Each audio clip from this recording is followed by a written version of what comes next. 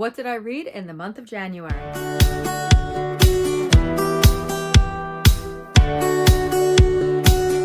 Friends, welcome back to Pages and Chaos, and in the month of January I participated in 3 read-a-thons, one that was the whole month and 2 smaller ones that were very easygoing and open to interpretation. So I'm going to go through the books that I read, and because some of them overlapped, I'll just let you know what they fit and where they were in terms of the read-a-thons and the prompts. First up was the Nevermore read-a-thon that I participated in. This is the first time that I ever did this, and I joined because it was ran by one of the co-hosts was Kat at Kat's Novels Adventures, and this was for a week long during Edgar Allan Poe's birthday, and the goal was just to read anything Poe, whether it's Poe poems and short stories or anything inspired by Poe or retelling, fiction about Poe, things like that. So I read 2 short stories. Actually, I read 3 short stories, and one of those short stories, which actually turned out to be the group read as well, I read the graphic novel version in addition to the short story. So I was really excited about that. So let me just tell you, this was my first time ever reading anything Edgar Allan Poe. Obviously, I know his most famous works, but I never actually sat down and read them. So I started off with The Telltale Heart, and this one was like so cool, and I just loved it, even though it was obviously creepy. And I don't know what that says about me, that I really just loved his short stories. So that was pretty fun. The second one that I read, I actually did not enjoy too much because there was some animal cruelty in it. And I know he has quite a few short stories like that, but that was The Black Cat. So I didn't really enjoy that one, but it still was very creepy. And I do still think that I am going to pick up more things by Edgar Allan Poe because I did enjoy The Telltale Heart so much. And then the third short story that I read was actually the group read, and that was The Fall of the House of Usher, which I really enjoyed. So not only did I read that, but I also watched a version of a movie that was created in black and white in the 1950s, and I read the graphic novel of The Fall of the House of Usher. So here is the graphic novel, and obviously it was written by Edgar Allan Poe, and it was illustrated by Raul Garcia. And some cool things that I found out about this, so I mean, if you look at the illustrations in here, they just are like so cool, but they look like images from a movie. So in the back, they go over like the creating of this. They even include the short story in here. And this was actually, they go through like all of the illustrations and how the storytelling process went, how they created it.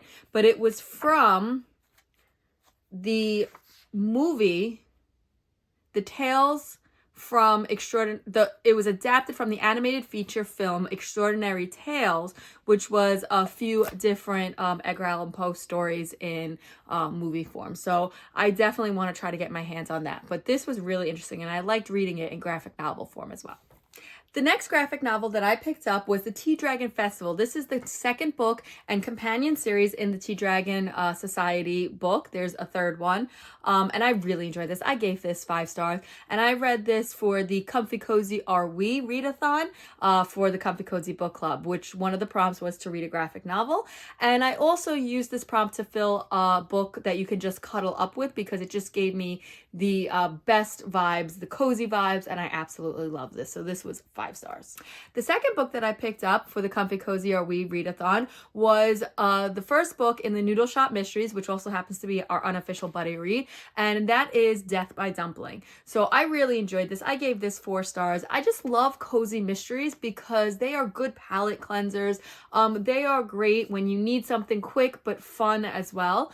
So this follows Lana, who has to help her parents at their family restaurant, and it turns out that the owner of the plaza that they all have businesses in winds up dead, and she goes on her sleuthing adventure with Detective Trudeau to try to figure out who the murderer is. And I love this. I enjoyed this. I won't say it lives up just yet to my Live and Let Shy series, but we will see, because this is only the first book that I've read. The next book I picked up was actually my first role for TBR-a-thon, and that was the month-long read-a-thon that I participated in. So the Village Library Demon Hunting Society, the prompt was to read a book that starts with the, and this also was the book that was being read by Leandra, who's also the host of TBR-a-thon, and Danny for their new podcast, Not Reading for Content. And I had higher hopes for this. I gave this 3 stars. And I think that was pushing it a little bit, especially after watching their podcast on YouTube. I could listen to it on Spotify as well, but I just like to watch it on YouTube.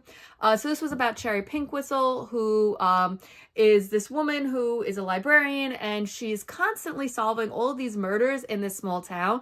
And it turns out that she's like wondering why so many, and her boyfriend Alan winds up dead, so now she has to go on this adventure to find out what happened to him, but it turns out that there is a demon in her cat who is possibly running the show.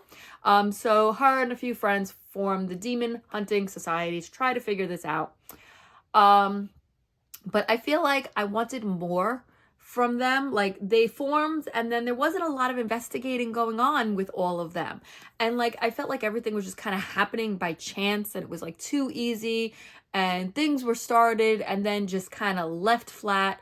So I think that 3 stars was pushing this for me, but that's where I wound up landing. I would say maybe more 2.5. It had so much more potential. The cat was my favorite part, probably. The priest in here was pretty funny as well, but that was about it. It could have been so much better, in my opinion. The next book that I picked up was Powerless by Lauren Roberts, and this fulfilled the prompt for a book with a beautiful cover for comfy, cozy, or wait, and I also used this book as my 5-star prediction, which was my next role in TBR-a-thon. Now, I gave this 4.5 stars. I absolutely love this. I wouldn't quite say it was 5 stars, maybe like 4.75. I really enjoyed the banter in this book between Peyton and Kai. There was maybe a slight kind of love triangle. I mean, I don't know. I just really enjoyed this for a YA romantasy. I even started my very first tabbing. I did stop tabbing only because I wound up listening a lot more on my way to work and at work when I didn't have time to actually pick up the book, but I had some free time. So there were some things that I would have liked to have tabbed more, but I really enjoyed this book. And I already cannot wait to pick up the second book. I have the 3rd book on pre-order. So this definitely is a great book for an intro to romantasy. And yes, it is YA. Okay, it is Hunger Games-esque, but is it like an exact copy of the Hunger Games? No, there's other things going on in here, but it's definitely inspired by the Hunger Games, and that's maybe why I love it so much, because the Hunger Games is one of my favorite series. So I really enjoyed this. Now, I am going to say that something that bothered me with the reviews of this book is that a lot of people said, like, there's no spice. Guys, it's YA. It's not supposed to have spice, but I don't know. Anyway, I highly recommend this. And actually, this also fulfilled my prompt for the Read Your Bookshelf challenge that I'm doing this year. Each month you get a 1-word prompt, and the word for January was beautiful. And because I had picked this for a pretty cover, I definitely chose that for this as well. The next book that I picked up was Charming by Jade Linwood, and this fulfilled the prompt of lowest rated. So I picked a bunch of books off my shelves that I was in the mood to read, and I looked on Storygraph and Goodreads, and I got the lowest rated book.